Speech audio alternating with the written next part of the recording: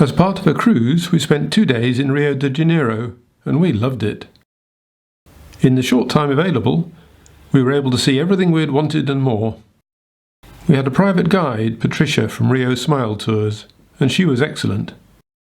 We saw much more than would have been possible if we'd been travelling either in a group or independently.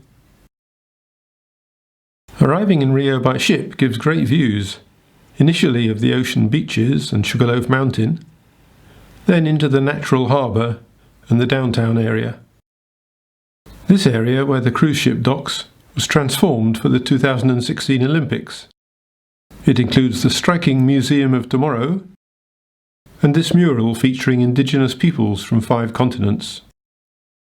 On our first morning, we met our guide Patricia and driver Ricardo and set off for Sugarloaf Mountain. You take 2 cable cars to get to the 400-metre summit. Even though we were there early, there were long lines. Fortunately, we'd booked our tickets in advance and were able to use a priority line because we are over 65. This saved us a lot of time. From the top there are wonderful views across the harbour and of some of the beaches. We then took a look at the famous ocean beaches, Leblon, Ipanema and Copacobana. Brazilians really do love their beaches. Back in the downtown area, we had a snack in the beautiful old Colombo coffee house, which would have been impossible for a non-Portuguese speaker without a local guide, and moved on to the Cathedral. Finished in 1979, it looks unusual but rather drab from the outside. It's only from inside that the stained glass can be seen. The one place we were unable to avoid big crowds was the Selaron Steps. These 215 steps are covered by over 2,000 tiles. The rather eccentric artist Jorge Selaron spent more than 20 years doing this until his death in 2013. The Santa Teresa district, up on a hill, has a lovely bohemian village feel to it. Although we are mostly travelling through quite prosperous neighbourhoods, wherever there are views, you can generally see favelas, the poor communities in tightly packed accommodation, usually on steep hillsides. This Benedictine abbey is unremarkable from the outside, but has an incredibly richly decorated interior. On the way back to our ship at the end of our first day, we stopped to look at the Sambadrome, a purpose-built permanent parade area for the annual Rio Carnival.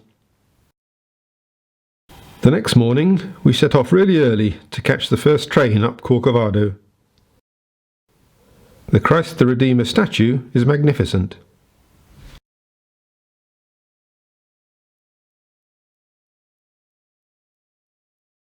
This is a popular spot for creative selfies. A bit like this one. Corcovado is almost twice the height of Sugarloaf. You can see right across the city, that's the Macarena Stadium in the foreground, and out to sea. Today is New Year's Eve, and the line of barges off Copacobana Beach are full of fireworks for later. After getting the train back down, we visited Park Large and spent the rest of the morning touring the Tijuca National Park, claimed to be the world's largest urban forest. That completed our fantastic tour around Rio. Our ship moved around to Copacobana Beach in the evening to give us a clear view of the New Year's Eve fireworks. They were expecting 2.8 million people to gather on Copacobana Beach. Hard to imagine.